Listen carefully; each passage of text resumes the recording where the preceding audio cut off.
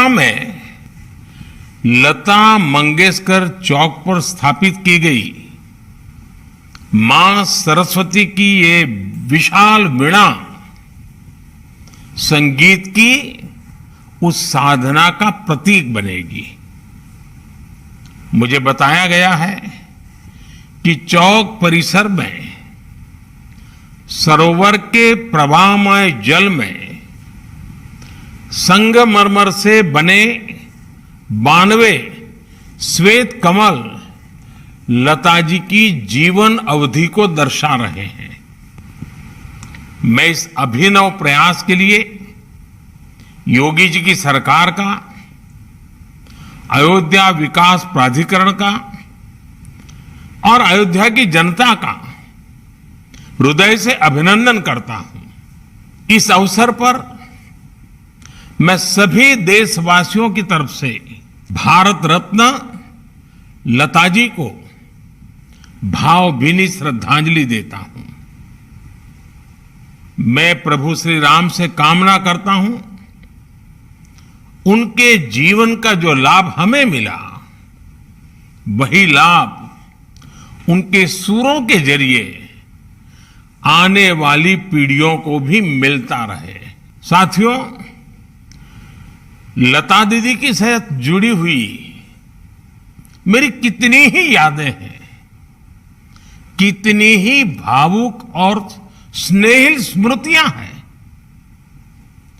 जब भी मेरी उनसे बात होती, उनकी वाणी की युग परिचित मिठास हर बार मुझे मंत्र मुग्ध कर देती थी।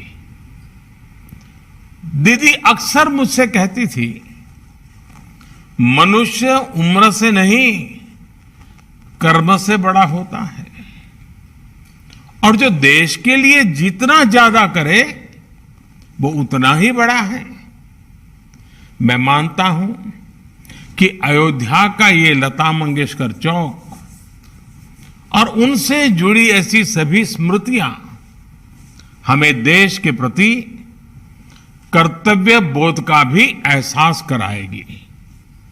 साथियों, मुझे याद है जब अयोध्या में राम मंदिर निर्माण के लिए भूमि पूजन संपन्न हुआ था, तो मेरे पास लता दीदी का फोन आया था। वो बहुत भावुक थी, बहुत खुश थी, बहुत आनंद में भर गई थी और बहुत आशीर्वाद दे रही थी। उन्हें विश्वास नहीं हो रहा था कि आखिरकार राम मंदिर का निर्माण शुरू हो रहा है। आज मुझे लता दीदी का गाया वो भजन भी याद आ रहा है, मन की अयोध्या तब तक सूनी जब तक राम न आए। अयोध्या के भव्य मंदिर में श्री राम आने वाले हैं और उससे पहले करोड़ों लोगों में राम नाम की प्राण प्रतिष्ठा करने वाली लता दीदी का नाम अयोध्या शहर के साथ हमेशा के लिए स्थापित हो गया है। वहीं रामचरित मानस में कहा गया है, राम ते अधिक राम कर दासा, अर्थात राम जी के भक्त राम जी के भी पहले आते हैं। संभवतः इसलिए राम मंदिर के भव्य निर्माण के पहले उनकी आराधना करने वाली उनकी भक्त लता दीदी की स्मृति में बनाए चौक भी मंदिर से पहले ही बन गया है। साथियों, प्रभु राम तो हमारी सभ्यता के प्रतीक पुरुष हैं। राम हमारी नैतिकता के, हमारे मूल्यों, हमारी मर्यादा, हमारे कर्तव्य के जीवंत आदर्श हैं। अयोध्या से लेकर रामेश्वरम तक राम भारत के कण कण में समाये हुए हैं। भगवान राम के आशीर्वाद से आज जिस तेज गति से भव्य राम मंदिर का निर्माण हो रहा है, उसकी तस्वीरें पूरे देश को रोमांचित कर रही हैं। ये अपनी विरासत पर गर्व, इसकी पुनः प्रतिष्ठा भी है और विकास का नया अध्याय भी है। मुझे खुशी है कि जिस जगह पर लता चौक विकसित किया गया है, वो अयोध्या में सांस्कृतिक महत्व के विभिन्न स्थानों को जोड़ने वाला प्रमुख स्थलों में से एक है। ये चौक राम की पैड़ी के समीप है और सरयू की पावन धारा भी उससे बहुत दूर नहीं है। लता दीदी के नाम पर चौक के निर्माण के लिए इससे बेहतर स्थान और क्या होता। जैसे अयोध्या ने इतने युगों बाद भी राम को हमारे मन में साकार रखा है, वैसे ही लता दीदी के भजनों ने हमारे अंतर मन को राममय बनाए रखा है।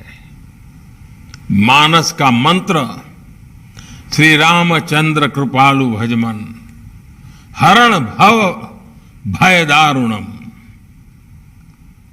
या फिर मीराबाई का पायो जी मैंने राम रतन धन पायो।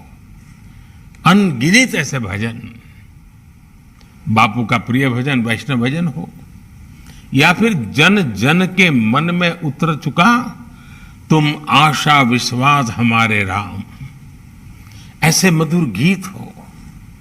लता जी की आवाज में इन्हें सुनकर अनेकों देशवासियों ने भगवान राम के दर्शन किए हैं। हमने लता दीदी के स्वरों की दैवीय मधुरता से राम के अलौकिक माधुर्य को अनुभव किया है। और साथियों, संगीत में ये प्रभाव केवल शब्दों और स्वरों से नहीं आता। ये प्रभाव तब आता है जब भजन गाने वाले में वो भावना हो, वो भक्ति हो, राम से वो नाता हो, राम के लिए वो समर्पण हो। इसलिए लताजी द्वारा उच्चारित मंत्रों में, भजनों में केवल उनका कंठ ही नहीं, बल्कि उनकी आस्था, आध्यात्मिकता और पवित्रता भी गूंजती है। साथियों, लता दीदी की आवाज में आज भी वंदे मातरम का आह्वान सुनकर हमारी आंखों के सामने भारत माता का विराट स्वरूप नजर आने लगता है। जिस तरह लता दीदी हमेशा नागरिक कर्तव्यों को लेकर बहुत सजग रही, वैसे ही ये चौक भी अयोध्या में रहने वाले लोगों को, अयोध्या आने वाले लोगों को कर्तव्य परायणता की प्रेरणा देगा। ये चौक, ये वीणा अयोध्या के विकास और अयोध्या की प्रेरणा को भी और अधिक गुंजायमान करेगी। लता दीदी के नाम पर बना ये चौक हमारे देश में कला जगत से जुड़े लोगों के लिए भी प्रेरणा स्थली की तरह कार्य करेगा। ये बताएगा कि भारत की जड़ों से जुड़े रहकर आधुनिकता की ओर बढ़ते हुए भारत की कला और संस्कृति को विश्व के कोने कोने तक पहुंचाना, ये भी हमारा कर्तव्य है। भारत की हजारों वर्ष पुरानी विरासत पर गर्व करते हुए भारत की संस्कृति को नई पीढ़ी तक पहुंचाना, ये भी हमारा दायित्व है। इसके लिए लता दीदी जैसा समर्पण और अपनी संस्कृति के प्रति अगाध प्रेम अनिवार्य है। मुझे विश्वास है भारत के कला जगत के हर साधक को इस चौक से बहुत कुछ सीखने को मिलेगा। लता दीदी के स्वर युगों युगों तक देश के कण कण को जोड़े रखेंगे। इसी विश्वास के साथ अयोध्या वासियों से भी मेरी कुछ अपेक्षाएं हैं। बहुत ही निकट भविष्य में राम मंदिर बनना है। देश के कोटि कोटि लोग अयोध्या आने वाले हैं।